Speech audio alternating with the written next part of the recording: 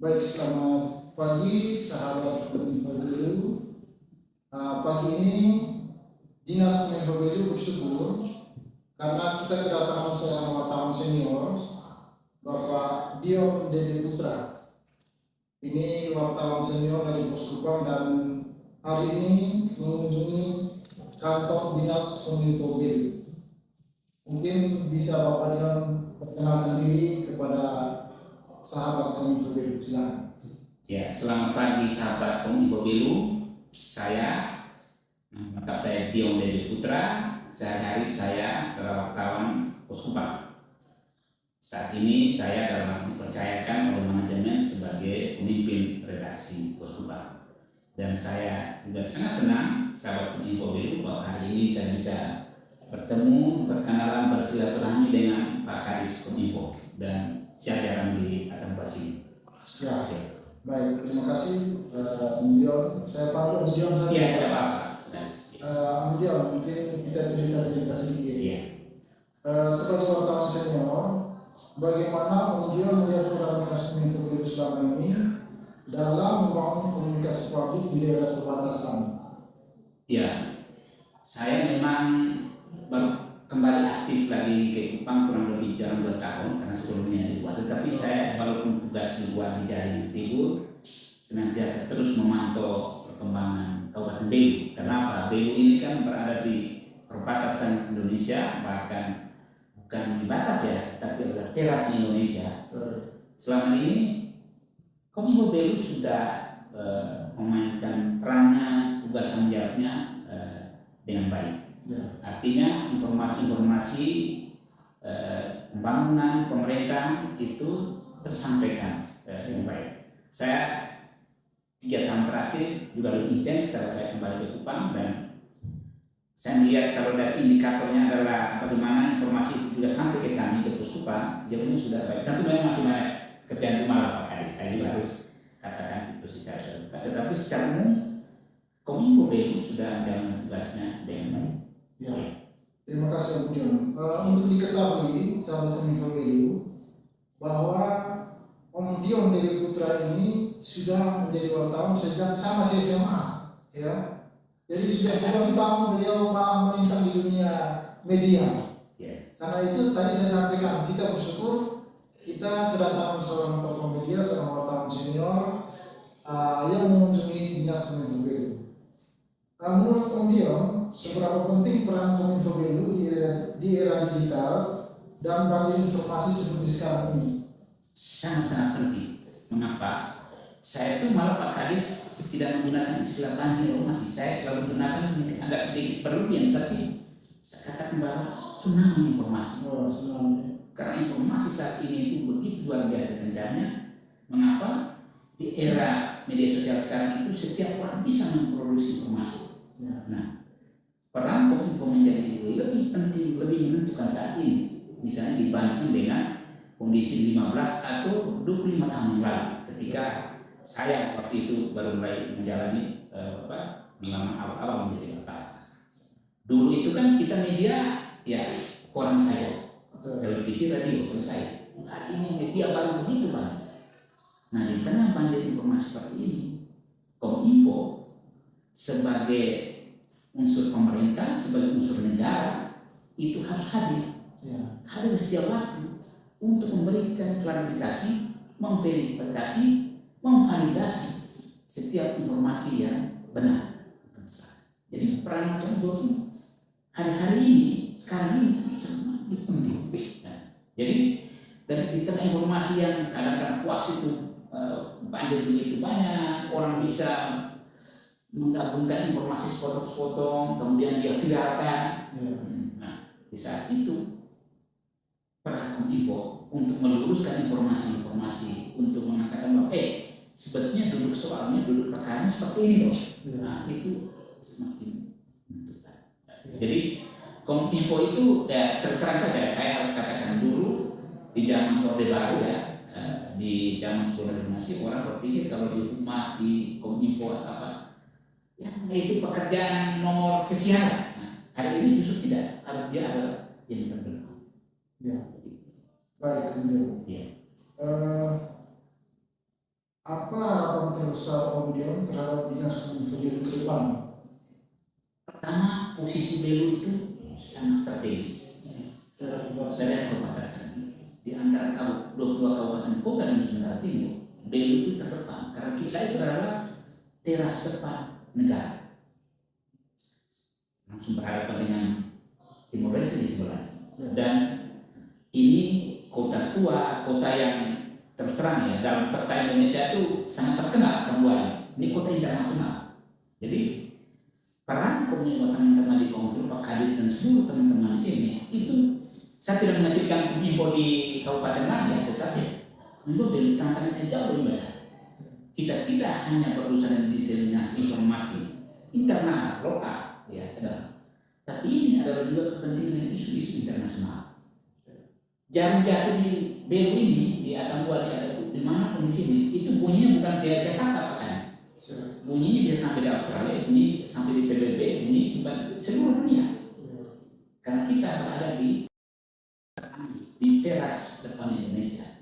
Jadi menurut saya Pak Kadis berada dengan 10 jajaran di sini itu punya tugas yang ya ada isu, tidak hanya isu dalam negeri ya, tapi kalau berkaitan dengan saudara-saudara kita dari tetangga terdekat Timor Leste ini itu kan juga harus di-cover oleh Pak Kadis.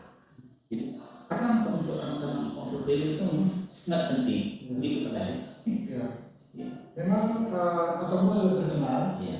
Karena mungkin yang membuat terkenal salah satunya adalah lalu kolom susunya itu juga. Betul. Makanya Atambua sudah terkenal sekali dulu. Iya. Berikutnya Om Dion, Iya. hal paling mendesak apa yang bisa dibenahi Kominfo Belu agar pelayanan informasi ke publik itu semakin baik ke depan, semakin berkualitas. Ya. Tentu dua hal. Dari sisi pertama dari sisi kuantitas. Nah, kalau dari sisi kuantitas menurut saya ini saran Pak Kadis, saya tidak dalam konteks menggurui atau apa, tapi saran mungkin lebih ditingkatkan. Ya, jadi informasi-informasi yang dikelola oleh teman-teman Kominfo dan di sini kan karena peran Kominfo itu sebagai tupoksinya dia itu mengkoordinir juga seluruh OPD. Ya. Sebagai tanda kutip ya, juru bicaranya pemerintah Kabupaten Belu secara kedua ya, maka dalam koordinasi dengan seluruh OPD di sini mungkin dari sisi kuantitas itu lebih ditingkatkan lagi. Selama ini sudah oke. Teman saya dari Pos Kupang juga teman-teman media lain kan selama ini tidak kesulitan untuk mendapatkan informasi melalui info dari sisi jumlah. Karena tadi yang saya katakan pertanyaan Pak tadi sebelumnya bahwa kondisi Kabupaten Belu ya karena kita berada di perbatasan ini pusat perhatian. Kalau ngomong Timor Leste itu tetap titiknya adalah di Atambua di Kabupaten Belu. Maka informasi seperti itu harus bermanfaat. Tentu yang kedua dari aspek kualitasnya. Kualitas tentu berkaitan dengan validitas data, informasi, kemudian menjelaskan duduk soal apapun, misalnya ada persoalan di masyarakat, ada apa, itu langsung segera diberikan penjelasan. Sehingga tadi itu yang Pak Kadis punya pertanyaan sebelumnya, supaya tidak bias informasi ini, tidak berubah menjadi hoax, kemudian dia menjadi viral. Tapi kalau viralnya yang bagus kita syukuri Pak Kadis. Tapi kalau viralnya yang tidak bagus malah menjadi minus untuk kita kan itu yang kita ingat. Jadi saya kira di situ. Jadi dari aspek kuantitas sudah lebih di ini dan kualitasnya, terutama menyangkut validasi akurasi informasi. Baik, terima kasih. Makanya tadi saya di awal menyampaikan bahwa Dinas Kominfo Belu ini bersyukur hanya mendapat kunjungan senior begitu Om Dion. Menurut pengalaman Om Dion, apa kesalahan paling umum yang sering dilakukan pemerintah daerah dalam mengelola informasi publik? Saya harus terbuka ya. Selama ini kecenderungan masih bersifat reaktif. Nah, jadi ada sesuatu ini dulu baru merespon. Hal-hal yang sifatnya antisipatif itu yang perlu ditingkatkan. Saya tidak katakan bahwa tidak. Kerja di pemerintah itu sudah sangat struktur, sudah secara sistematis ya kerja teman-teman. Tetapi lebih karena posisi tadi, saya tekankan karena Kabupaten Belu sebagai daerah serambi Indonesia, daerahnya NKRI, maka hal-hal yang sifatnya preventif, yang antisipatif itu jauh lebih diutamakan. Jadi, tidak hanya karena setelah ada isu mencuat kemudian baru merespon, tetapi juga mungkin informasi-informasi yang lebih awal ini publik Anda harus tahu. Anda harus tahu. Contoh, misalnya ya sekarang ini dengan program pemerintahan kita sekarang ya UNBG, Koperasi Desa Merah Putih, Sekolah Rakyat. Di Belu ini malah di sini kan sudah ada Unhan ya, Unhan. Nah, informasi-informasi yang berkaitan dengan program-program besar nasional ini itu sangat mungkin lebih dahulu. Misalnya tentang Koperasi Desa Merah Putih, ini kan terus nampak kali di masyarakat orang masih ada kebingungan dalam tanda kutip ya. Koperasi Desa Merah Putih kayak apa sih? Mungkin Kominfo Belu lebih sedikit proaktif. Bahwa ini loh Koperasi Merah Putih itu nanti akan jadi seperti ini. Apa bedanya dengan dulu misalnya koperasi usaha koperasi desa dulu? Apa bedanya dengan koperasi konvensional yang lain? Nah, jadi menginformasikan lebih dulu kepada masyarakat. Tidak misalnya nanti ketika ada masalah di KDNP ini baru kita memberikan respon. Bisa ini contoh saja Pak. Jadi menurut saya itu yang ini perlu diperbaiki. Jadi supaya apa? Masyarakat sudah mendapat sesuatu yang lebih awal, dia sudah bisa mengantisipasi bahwa akan kemungkinan terjadi seperti ini. Dan sekarang KDNP kan yang jadi ramai misalnya desa, kalau salah desa, karena dia punya dana desa dipakai misalnya. Tapi mesti ada penjelasan bahwa gini loh, itu tetap punya kemanfaatan untuk masyarakat. Hanya misalnya dia sekarang ini dipakai juga misalnya untuk kepentingan operasi Desa Merah Putih misalnya. Nah, jadi informasi-informasi seperti itu harusnya menurut kami juga lebih banyak disampaikan. Dan itu juga penting untuk kami media Pak Kadis. Teman saya seperti Agus dan teman-teman di BU, oh ya, jadi Kominfo beritahu ini teman-teman, ini loh. Nah, jadi ini tuh tidak mengurangi dana desa itu tidak hilang atau apa, tapi dia punya manfaat seperti ini. Jadi informasi-informasi sesuatu yang mencerahkan ya kepada masyarakat. Itu sih menurut saya yang perlu. Nah itu saya kira teman-teman pemerintah kan jago ya, karena mekanismenya, tupoksinya, juknisnya itu kan sudah sangat. Itu ada tangan teman-teman. Nah, ya bagaimana ini dibahasakan saja bagaimana membahasakan secara baik pada masyarakat. Kemudian tidak seperti pemadam kebakaran ya. Ketika ada baru pemadam itu. Jadi saya katakan tidak reaktif, tapi lebih antisipatif.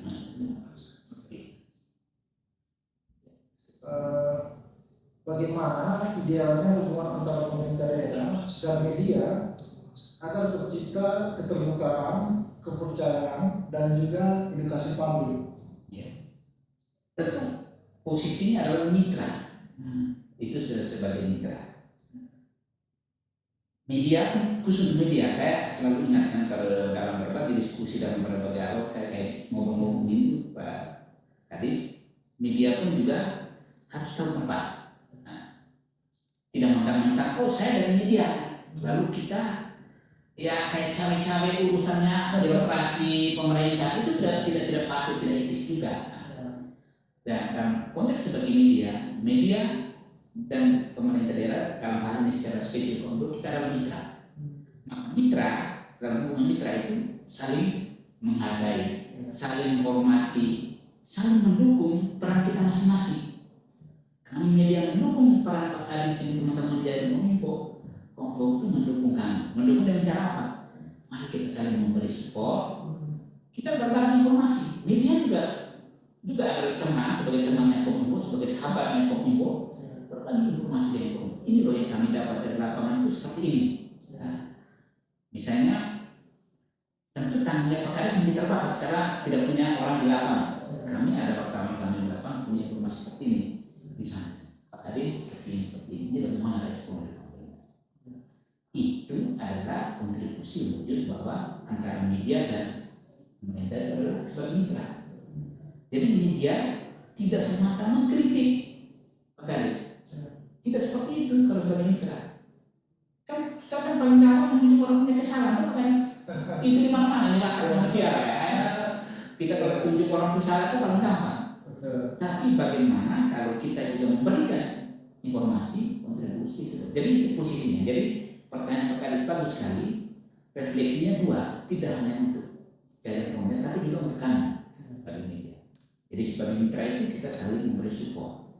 Sekurang-kurangnya berbagi informasi tadi itu. Lalu kita sama-sama menuju kalau kondisi seperti ini, maka solusi atau responnya seperti apa. Ya. Dan juga Pak Kadis, kami pun saya selalu di mana-mana. Media itu tidak anti kritik. Dan Dinas Kominfo itu adalah negara, itu adalah pemerintah. Negara wajib memberitahu media, misalnya informasi yang ada sebarluasnya itu keliru atau tidak valid. Ini loh yang valid. Jadi tidak boleh segan-segan Pak Kadis. Manakala informasi disampaikan media itu keliru, Pak Kadis akan bilang ini loh. Saya sebagai wakil pemerintah, sebagai juru bicara negara, representasi dari pemerintah negara, ini yang kami harus katakan. Berkaitan informasi ini yang benar, yang valid itu seperti ini. Ini kami punya sumber resmi. Jadi di situ Pak Kadis kedudukan atau posisi kemitraan tadi itu. Ya. Jadi sebagai mitra, ya memang ini cocok dengan Belu. Kenapa? Karena kalau di Belu itu ada yang namanya budaya Belu, itu ada yang namanya hak edar memakai. Maaf, bahasa itu. Itu artinya saling menghormati, saling menghargai dan lain-lain. Jadi jika kita ingin dihargai, kita harus menghargai terlebih dahulu. Karena sebagai mitra, tidak ada yang lebih tinggi atau lebih rendah. Kita sejaga dan saling menghargai tadi itu. Seperti itu. Tepat itu pas sekali. Ya. Itu budaya, ada orang Belu seperti itu. Berikutnya Om Jihan, mohon maaf. Apa peran strategis Kominfo dalam menangkal hoax, ujaran kebencian, dan informasi menyesatkan di Kabupaten Belu? Mungkin tadi sudah ada sempil terkait hoax. Mungkin sekarang lebih ke untuk menangkalnya seperti apa? Ya, perlu semacam ada edukasi ya, program edukasi, kemudian ya ada sport sota apa ya, mungkin tapi memang ini konsekuensi dengan budget dan sebagainya. Tapi saya kira Pak Kadis mungkin bisa dikolaborasi dengan para mitra. Ada baiknya kan sekarang itu yang jadi korban paling banyak hoax, informasi masyarakat itu kan di anak-anak kita ya. Anak-anak kita generasi Gen Z sama Alpha. Nah, mungkin Kominfo Belu perlu merancang dalam kolaborasi dengan stakeholder yang lain. Misalnya ada waktu, entah ini bentuknya seperti apa, tapi saya membayangkan bahwa ada untuk menangkal tadi itu komunikasi dengan mungkin di kumpul ada acara sekolahan atau apa, itu dia perlu. Jadi supaya orang tahu Kominfo itu hadir loh. Nah, teman-teman datang mungkin di sesi apa dan menginformasikan ini, menginformasikan cara-cara untuk menangkap informasi. Jangan lupa juga sekarang banyak anak kita yang masih muda sekali, mereka terjerat judi online, main game sampai berjam-jam lupa waktu dan sebagainya. Bahkan sekarang ini kan memang program terakhir dari gubernur yang mencanangkan jangan belajar itu kayak dulu belajar itu Pak. Itu bagaimana ini? Mungkin berkolaborasi dengan sekolah-sekolah di sini. Kominfo hadir di sana untuk ikut juga. Itu secara offline tentu. Secara offline kehadiran yang real. Tapi yang juga bergerak di dunia maya adalah sektor info melalui media sosialnya Kominfo, melalui channelnya Kominfo. Tentunya itu dipublikasikan. Dan kami terserah Pak Kadis, khusus kebetulan saya yang masih dengan teman-teman saya di Kupang, kami siapa mitranya. Jadi informasi yang di teman-teman bisa juga kami mampu kami sebarluaskan. Itu menurut saya ini tidak sempurna, tapi cara-cara yang bisa kita lakukan, kita mengambil bagian dari upaya besar kita untuk mencegah hoax tadi, mencegah informasi misalkan, terutama menyentuh internet kita di generasi Gen Z dan apa juga jangan lupa Pak Kadis. Ya.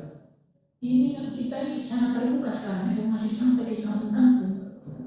Masyarakat kita dengan literasi kemampuan yang terbatas dia mengkonsumsi informasi ini sekarang ini, begitu apa hoax yang luar biasa. Nah, mungkin cara-cara itulah bisa kita cegah atau kita tangkal efek negatif. Ya. Tapi kemudian kami mohon masukan gitu ya. Apa mungkin bisa memberikan kami saran satu terobosan besar yang menurut Om Dion harus segera diwujudkan oleh Kominfo BU. Saat ini ya. Ya, ini saran dari seorang wartawan senior, jadi tidak bermain. Saya entah rumusnya bagaimana, tapi saya inginkan Kominfo BU itu kehadirannya terasa. Orang merasakan kehadiran Kominfo. Kominfo BU itu ada. Kominfo itu ada. Jadi itu bagaimana untuk rumusnya Pak Kadis sudah ditentukan. Tapi tadi mungkin dalam pertanyaan sebelumnya saya bilang, misalnya ada hadir di sekolah, ada hadir di mana, Kominfo itu hadir. Tidak hanya kehadirannya itu dalam acara-acara seremonial pemerintahan saja. Ya. Tapi bahwa orang merasakan Kominfo itu ada, Kominfo itu hadir. Saya kira dan jangan juga membayangkan Pak Kadis ini saran ya bahwa tidak mesti dengan kegiatan yang besar yang kita tahu. Semua kita bergerak ini kan butuh biaya dan sebagainya. Mungkin dalam semangat kolaborasi tadi itu, tapi kehadiran itu mungkin tidak terlalu besar. Tapi orang tahu bahwa ini ada orang Kominfo di sana yang bekerja. Dan menurut saya itu bisa dilakukan. Jadi saya kalau saran sih itu, saya ingin kalau Kominfo itu ada, orang merasakan kehadirannya. Terima kasih Om Dion, ini saran luar biasa dan akan kami tindak lanjuti ya. Berikutnya sebagai daerah perbatasan, tantangan komunikasi publik di BU ini kan tentu berbeda. Ya. Yang paling krusial menurut Om Dion itu seperti apa? Tentu aspek keamanannya, keamanan kedaulatan. Karena BU ini garis perbatasan dengan Timor Leste ini kan paling panjang ada di Kabupaten BU ini. Melaka cuma sedikit, TTU cuma, tapi paling panjang itu ada di BU. Dan kalau isu yang berkaitan dengan tetangga kita Timor Leste itu kan biasanya dia akan cepat sekali menjadi pusat perhatian ya. Karena berada di teras depannya NKRI, di berangkatnya NKRI, maka itu dari teman-teman di Kominfo BU senantiasa aware, senantiasa awas terhadap informasi-informasi berkaitan isu antar negara. Jadi menurut saya teman-teman di sini itu beda. Kalau TTU mungkin sudah kita sibuk atau Malaka atau Kabupaten TTS kita urusan rumah tangga kita saja. Tapi di BU teman-teman di sini dia tetap harus punya pasang juga rasanya untuk berkaitan dengan isu-isu. Kemudian di sini pun kan ada kehadiran negara yang sangat tertinggi di sini kan juga teman rekan-rekan kita dari TNI. Ya. Satgas Pantas. Berkaitan kiprah pelaksana tugas mereka itu pun juga itu menjadi walaupun tidak secara langsung tapi kan tetap sebagai musuh pemerintah daerah di sini. Kominfo BU juga ada di sana dan berkaitan dengan informasi, publikasi, itu pasti ada keterkaitan menurut saya. Ini yang tolong dijaga keseimbangannya ya supaya hal-hal yang sedangkan kita itu mencegah terjadi letupan yang efeknya menjadi lebih besar. Ya. Jadi saya kira di situ khasnya Kominfo BU itu di sana, Pak Kadis, khasnya. Jadi teman-teman di sini tuh tadi saya katakan tidak hanya berurusan dengan isu dalam negeri lokal kita, tapi juga berkaitan dengan hubungan yang negara.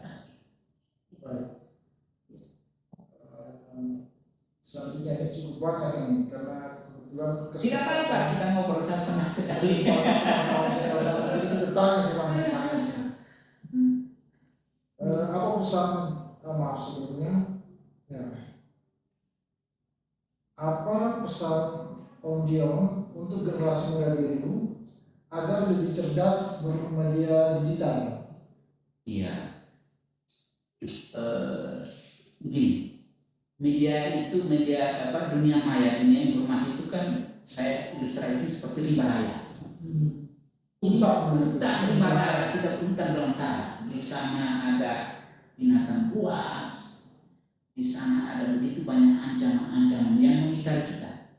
Nah, jadi generasi muda baru mesti menyadari bahwa ketika Anda bermain di dunia maya, di media sosial, itu Anda sedang berada memainkan kamu berada di tengah belakang. Yang kapan saja kau bisa digigit ular, diterkam oleh harimau, buaya dan sebagainya. Dan kamu berpeluang besar menjadi korban. Ini penting, saya mesti omongkan anak muda ini. Ketika engkau main medsos, engkau buka apa saja, bahwa engkau berada di tengah belakang. Karena itu, ketika mulai masuk di dunia itu, mulai bermain medsos, main game, macam-macam. Kau sadar dirimu jangan menjadi korban.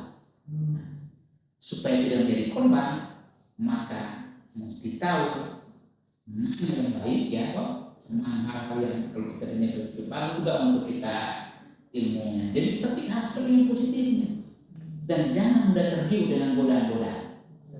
Itu jadi paling penting karena kita berada di tengah rimba raya ini. Bahkan ini kan tidak hanya untuk orang muda seperti kita semua, menurut saya. Ketika kita berada di dunia digital itu, nah itu kita kapan saja kita bisa menjadi korban. Jadi mesti bersikap bijaksana dan kita intinya satu. Saya bermedsos, saya berselancar di digital, seperti hal yang positifnya untuk kepentingan saya dan orang lain. Yang negatif, sorry. Yang ragu-ragu, yang apa, minta maaf. Itu saja penting. Jadi kita tuh selalu ada dunia maya, dunia nyata, dunia ini itu selalu berada merasakan bahwa kita bisa menjadi korban. Kita bisa menjadi korban dan tentu kita tidak boleh menjadi korban dari itu. Ini yang saya kira sebagai pagar untuk kita seterhindar dari jebakan-jebakan itu. Jadi kita bisa memetik hal-hal baik dari dunia maya. Begitupun kita harus memberi hal-hal baik selain hal-hal baik di dunia maya. Ya, intinya bijak bermedia sosial. Kita jangan dari sumber untuk kebencian, jangan kebencian, menghujat, maki-maki orang dan sebagainya. Dan jangan lupa satu lagi. Jangan mudah mengumbar informasi-informasi pribadi. Akun FB itu atas nama diri sendiri, tapi itu bukan tempat surat segala macam urusanmu. Perkelahian kakak dengan suami istri apa itu curhatnya di FB. Waduh, ini kan sesuatu yang betul. Nah, terus sedikit bikin story yang ini juga sekedar perlu diingatkan. Jadi itu kita seleksi juga. Saya update status saya tuh kan itu dikonsumsi banyak orang. Apakah layak ini dipikirkan dulu? Seperti itu. Ya, berarti kita harus ingat apa yang disampaikan Bapak Presiden. Bahwa salah satu itu kita bisa membantu orang. Dalam hal ini kalau terkait dengan Kominfo, apa yang kita bisa bantu kita bantu. Kita share hal-hal baik. Tapi kalau kita tidak bisa bantu, jangan kita menyusahkan orang. Setuju. Persis seperti itu. Yang terakhir, Om Dion, dalam satu kalimat, apa harapan Om Dion untuk masa depan Kominfo BRI? Ini kayaknya ada ulangan, berarti pikirnya ada mendalam gitu ya. Harus menjadi keren. Harus keren. Keren. Baik. Terima kasih beliau, waktunya ini luar biasa. Kami Dinas Kominfo BRI bersyukur kemudian Dion Dewi Putra dari Pos Kupang, seorang wartawan senior yang berkenan meluangkan waktu hadir di kantor Dinas Kominfo BRI. Selamat pagi, Tuhan memberkati kita semua. Terima kasih. Terima kasih.